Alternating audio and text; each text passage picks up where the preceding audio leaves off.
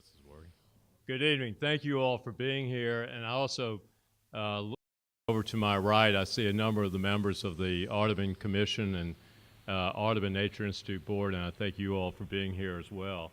This is the third of our 3 meetings to listen to our fellow citizens about this incredible project on the riverfront, where we're taking the Esplanade Wharf and the Governor Nichols Wharf and converting these in ways that will really incredibly transform the riverfront for everyone to enjoy. And I would add, when I say everyone, I mean all of us, as well as perhaps people who come to visit our great city. But this is the third of our 3 meetings to get input from each of you. We are very much interested in what you have to say. We have no ideas as to what we're going to do specifically or anything like that. We're here to get your information, your ideas, so that we can then organize those and come up with some concepts that we'll be talking to you about in the future. We do have the opportunity, therefore, for you to fill out cards with your name, address, telephone number, and come up and speak, and there'll be a microphone there to tell us what your ideas are. I'm going to turn this over to Mark Ripple of SQ Dumas Ripple Architecture Firm. Mark has been doing an extraordinary job for us in terms of gathering these thoughts, as well as, I think, putting this whole project into context for those of you who have not been in our earlier meetings. I do see several of you who have, but it's certainly a very, very important project, one that we're very proud and pleased to be involved with. And again, I thank Mark for being here to help lead this discussion. So with no further ado, I'm turning over to Mark. Thank you. Thank you, and thanks for coming tonight. I wanted to start by introducing our team. As Kelly said, my name is Mark Ripple, SQ Dumas Ripple Architects. We're in a joint venture with Manning Architects, and we have some representatives around the room. We've got Nick, Amanda, Ryan, and where is Tom? Oh, and Tom. And we also have, on the community outreach side, we have Keith Twitchell. Keith has been helping us coordinate the meetings. Keith is there in the back, and they'll be taking the cards. We also have, when we get into design, we have a national landscape architect that we're working with, Hargraves Associates, that will be involved a little bit later in the process. We wanted to start by this, you can read this opening sentence yourself. This is directly from the Cooperative Endeavor Agreement between the city and the Audubon Commission, and that's why we're here today. That's the objective of this project. Why we're here today is in the second sentence. We're here to listen, to get good input from you as part of a robust community engagement process. We truly want your ideas, your thoughts, your concerns, your vision for what this riverfront can be. And we've added these aspirational goals down below because this is not just a riverfront anywhere. This is a riverfront in our city, and we think it should celebrate its wonderful historic heritage. We've laid out a pretty robust schedule. The yellow bar in the upper left is the 4 months of community engagement. You see the 3 dots, if you can, hopefully see the 3 dots next to number 1. This first meeting we've repeated in 3 different locations to get as many community members as possible involved. After we go through this 4-month process, we'll be developing schematic plans. The red bar in the middle is very important. The city has acknowledged as one of the co-signers of the Cooperative Endeavor Agreement that the city will be doing a review process. It's been asked and answered a couple times. We don't know exactly what that city review process looks like, but we intend to follow up and find out, and we'll follow up and let you know. But in addition to that, we're doing a number of other things in addition to the meetings. The Audubon Institute has already established a website, and it's called www.riverfrontforall.org. So if you have friends that can't make the meetings, please weigh in on the website. Let us know your thoughts. We've modeled this after a very successful community engagement process for the Audubon Park Master Plan. This is a slide from that, where we got literally thousands of citizens that weighed in as to what they liked, and we were able, in addition to getting the direct comments from meetings like tonight, we were able to really boil down exactly what it is that the community was looking for. But back to the schedule. In addition to that, the purple bar about halfway down, we open ourselves to the opportunity to attend your neighborhood meetings. We've already done that prior to this process. We were invited to meetings in neighborhoods immediately adjacent to the project site. And as you can imagine, there's a whole slew of regulatory meetings that have to happen because this site involves a lot of regulatory agencies at the city, state, and federal level. Upon approval, going back to the red line in the middle of the schedule, upon approval from the city review, we would move into what we estimate about a 10-month design process, and then we go through the normal permitting that would be required for any construction project, and then construction. So we're penciling that out. That would take us well into 2022. This first meeting is to listen. We are going to provide an open framework, or at least frame the question a little more clearly so you understand what is and is not possible. And the second half of the meeting is to have each of you have the opportunity to fill out cards, and hopefully, if you're comfortable doing so, come to the mic and state exactly what you think about the project, and most importantly, what you think it might be. The second meeting, number 2, will be much more engaging. It'll be a very engaging community workshops where we will work with you to think through exactly what your ideas mean and how they might be implemented. Meeting number 3, we will be coming back to you as the designers and planners, doing our best to summarize everything that we've heard and gathered from the first 2 meetings. And then the final meeting will be to present the concept. So that'll go over the next 3 months into the beginning of next year. We wanted to talk a little bit about just what this opportunity represents. You know, going back 300 years, there was a green space. It wasn't on the river, but it was near the river, and it was central to the founding of the city, you know, Jackson Square in 1718. But for most of the 300 years, the river has been mostly about commerce, and as such, it's been completely cut off from the community. That changed in the 70s. In the 1960s, there was the development of the World Trade Center. The Spanish Plaza area was dedicated in 1976, the Moonwalk as well in 76, and for the first time, we as citizens of the city saw what it meant to have open access by the public to the river. That was significantly improved upon in the 1990s with the development of both Woldenberg Park and the aquarium. And then fast forward after Katrina, as a result of some significant planning that was done after Hurricane Katrina, the development of nearly 1.5 miles of Crescent Park downriver that went almost all the way to the Industrial Canal. So the question for us here today is, what does this Riverfront for All connection look like? This is an amazing opportunity. Think about that, 2.5 or 3 miles of contiguous public space, waterfront space. There's only a handful of cities in the country that can boast of that kind of public space. And the question for all of us is, what can it become? So going back to the Cooperative Endeavor Agreement, it's important that you understand the framework by which this was established. It is specifically between the city and the Audubon Commission, and it specifically says to redevelop the property into a public park and recreational facilities. It also includes that the Audubon Commission has assigned the Audubon Institute, which is also running both Woldenberg Park and the aquarium, the Audubon Institute to managing the property and maintaining the property, that obligation. And also requires a minimum investment of $15 million to develop it into what we as a community decide it will become. There was a question about the source of the $15 million. It generally is a combination of the convention center donating funds, the Audubon Institute, and I'm a little fuzzy on the third, but I think it is the dock board. The CVB, thank you. So it is not federal funds there. Therefore, it's not subject to a lot of the federal restrictions that happen with federally funds. It also, as we mentioned, requires a mandatory city review and approval. And most importantly, it must be, what we decide it becomes, must already be a permitted use in the comprehensive zoning ordinance.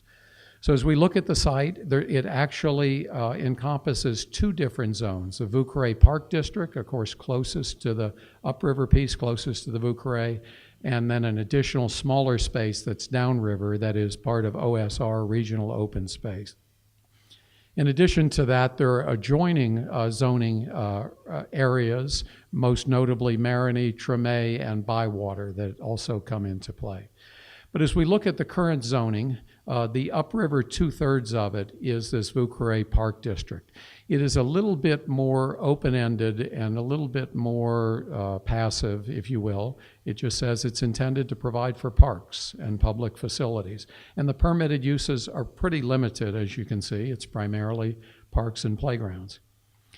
The downriver piece, which makes up about 30% of it, is more open-ended, and more importantly, the verbiage in the comprehensive zoning ordinance is distinctly different. We highlight the part that suggests the intent. It says this is a classification for large parks that draw visitors from the entire region.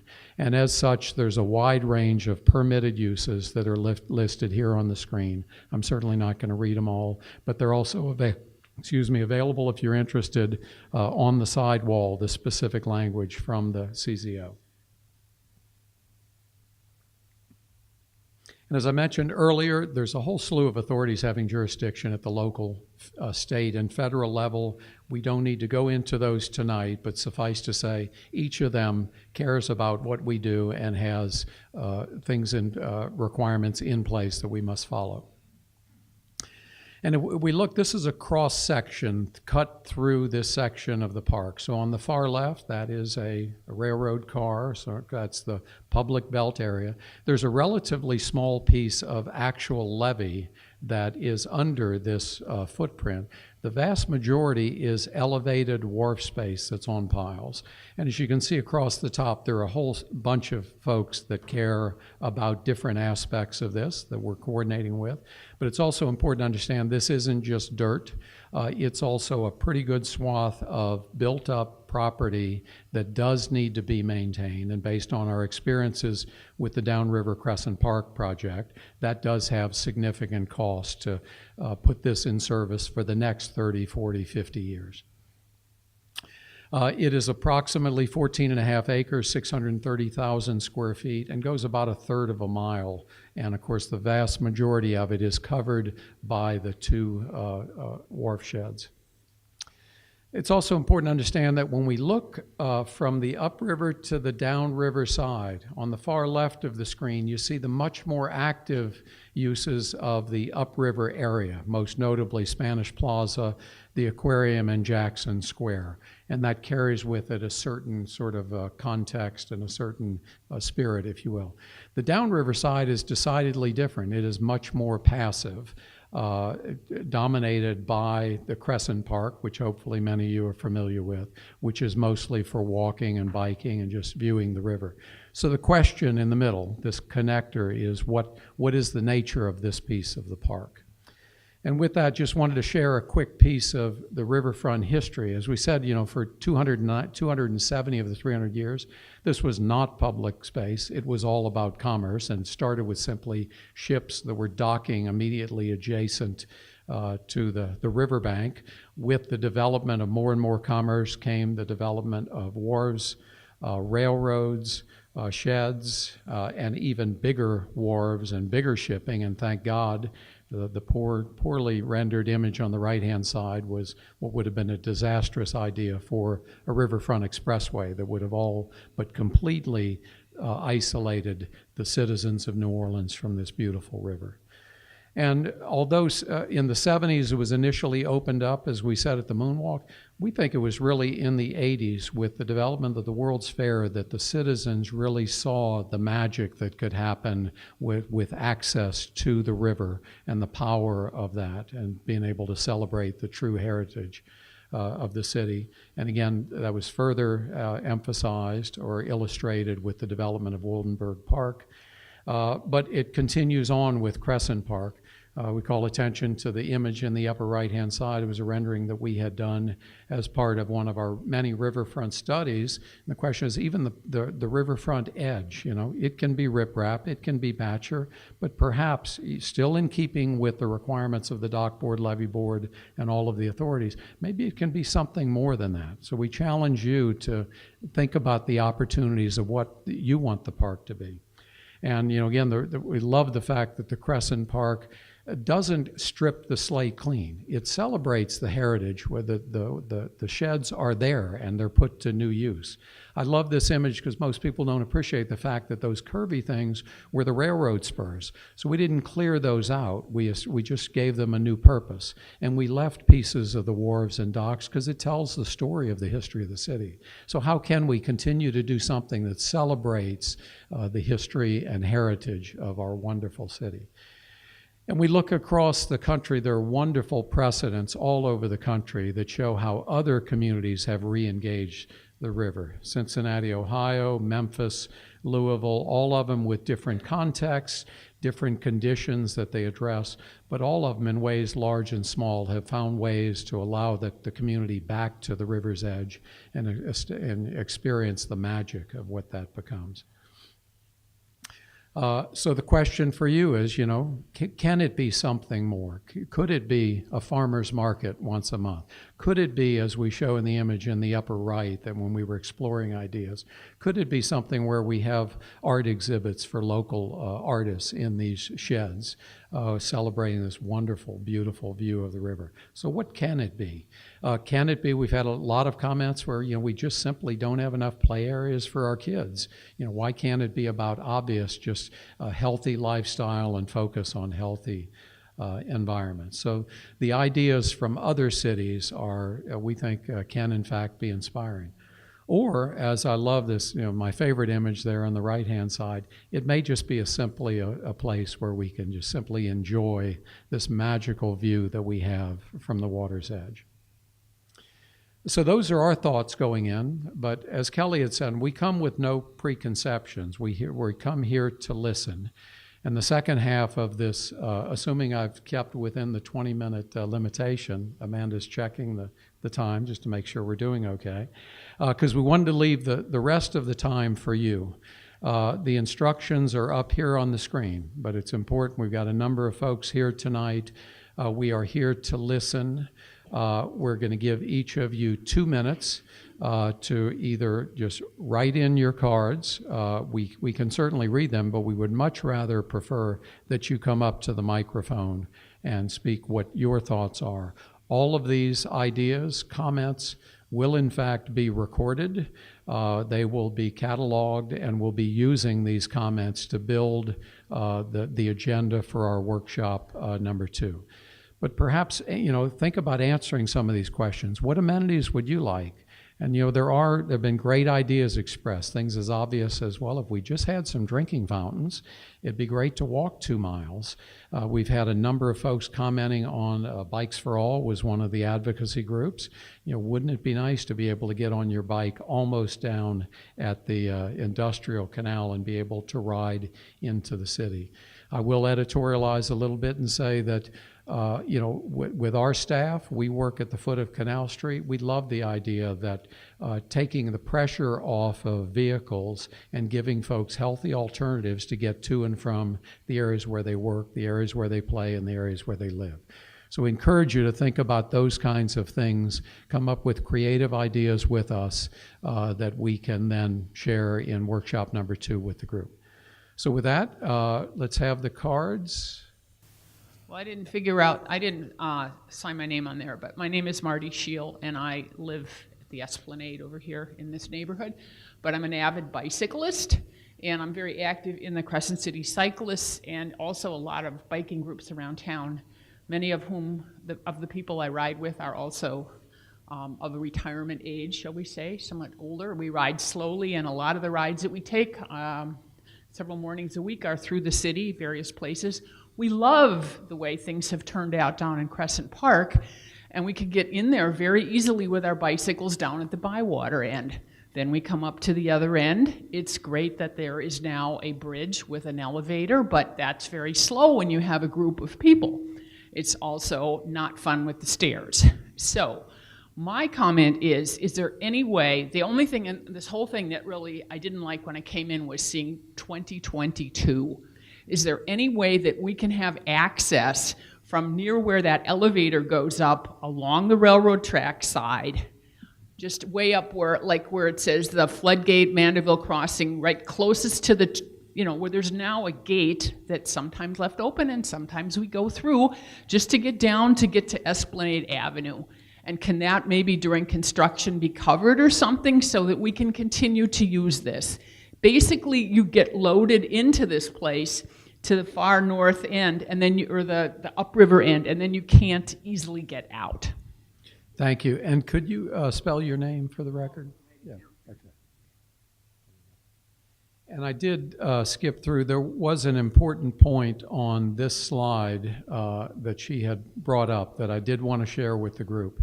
What it shows is right now one of the challenges is in the design we found it in Crescent Park. Because of liability issues associated with crossing the railroad tracks, and the access to the flood wall, it's very limiting as to where we're actually allowed to go from the city to the river's edge. So this slide shows the 4 locations where this can occur associated with the project. The upriver act, when this wharf is completely opened up and is a part of the riverfront experience, you can arrive at it from the upriver access, basically coming from Jackson Square, coming from the Moonwalk. You can come from the downriver access, which is the Mandeville shed that currently exists and is open to the public. And as she had mentioned, there's an overhead crossing that we call Mandeville Crossing that is both ADA compliant with elevators and stairs. And then there is a 4th access, the floodgate and crossing at the foot of Esplanade. So when this project is incorporated as part of the linear park, you will have 4 different ways that you can experience this part of the park. So sorry, I probably skimmed through that too quickly. Okay, our next commenter is Roylene Johnson. Roylene, come on up. We spoke briefly with Roylene before the meeting. You can speak right into, oh, there you go, yes. Yes, I'm Roylene Johnson, and I live in Tremay, and I think this is a great project, but my main concern is I am the Community Service Director for the Caffin Avenue Seventh-day Adventist Church on Caffin and St. Claude, and we have a bi-weekly bike ride, a free community bike ride, and we're interested to know if this project could possibly cross over the canal and come on the other side of the, in the lower Ninth Ward instead of the upper Ninth Ward. And the area along the river is beautiful up there, but it's not possible to ride your bike on that gravel, and it's really difficult walking up there also.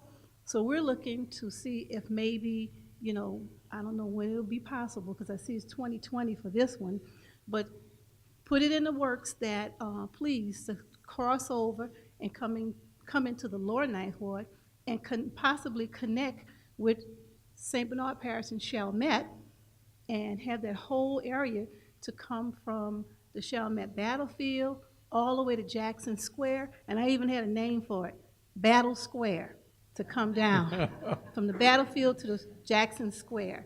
So I think that this would make a great opportunity for the lower Ninth Ward to become more of a healthy, thriving community because of the physical activity that could be done up there. So that's my thing. Thank you, That's Roylene. my question. And we love your passion. Thank you so much. So keep the cards coming. Those were the only 2 I have so far.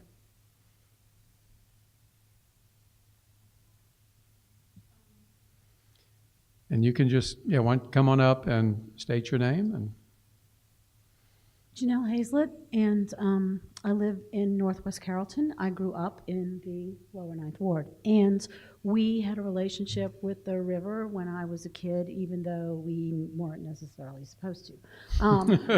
We rode on the green space. We rode past where the warehouses were. We also went past Jackson Barracks, through the sugar mill, dragging our bikes under the gate, and down to St. Bernard and the battlefield. So I concur that that's a beautiful idea, and anything that we can do to encourage that is a good thing. The second thing that I wanted to say is that it's lovely, and the covered area is going to lend itself to less open space type uses, just naturally, because of it is what it is.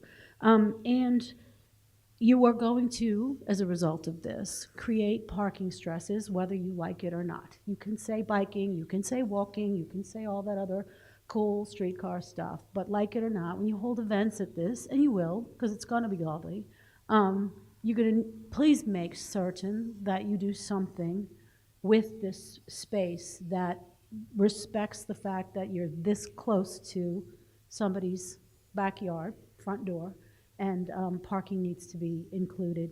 And it's not just for the people who live there, right? You don't want to overstress them. But you, like, I'm going to bring people in who are going to need to be driven, right? And are going to need to be dropped off, may not be able to ride a bicycle. And so that leads for parking needs as well. And I know parking is not a cool topic these days, but I don't think that y'all should forget it. Thanks. Okay, thank you. Good comments.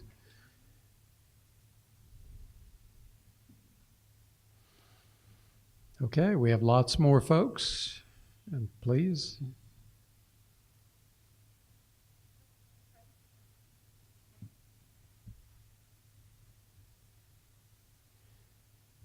Ray Kern, come on up, Ray.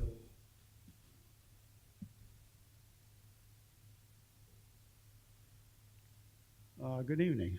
Thank you for having these hearings. It's very important to get public input. The only recommendation I can make is what I've heard from other people with respect to the funding of the park. Apparently that's a concern.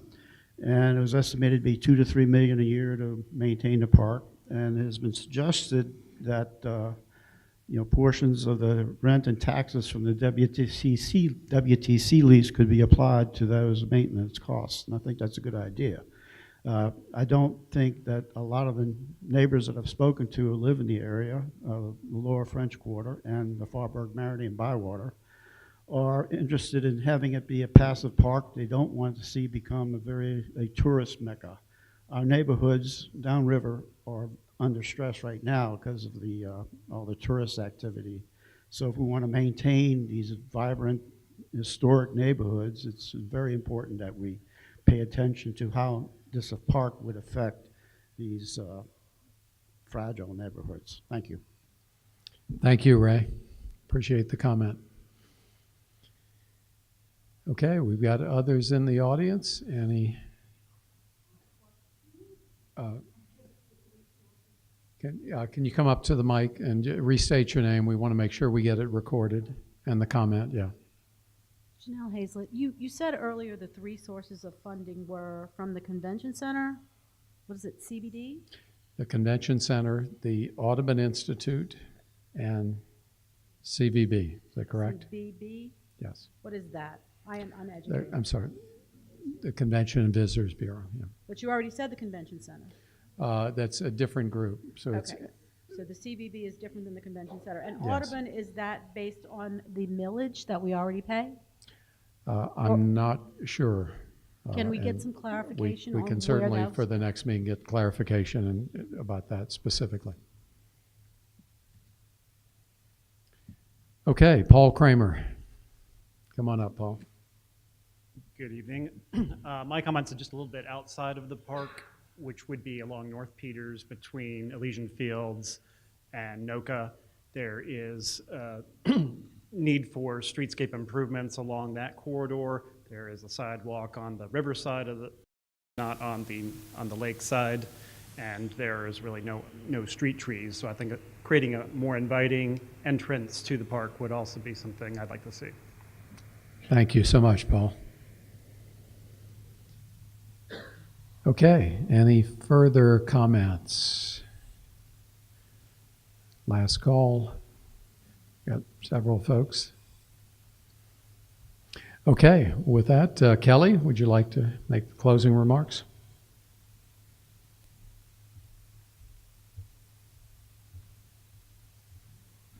As Mark said, we have a very robust website, riverfrontforall.org. So please, for those of you who may have not made comments tonight, by all means, please share your comments on that website. We are gathering all of this information, both what you say tonight and it's, of course, being recorded, as well as from the website, and provides us a great deal of guidance. So we very much appreciate that. We encourage you to continue to participate. As Mark said, we will have some further meetings.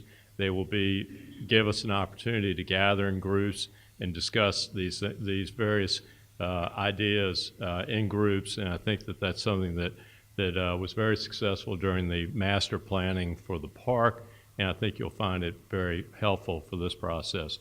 But again, thank you very much for being here. We encourage your continued participation. Keep those ideas coming. Thanks very much.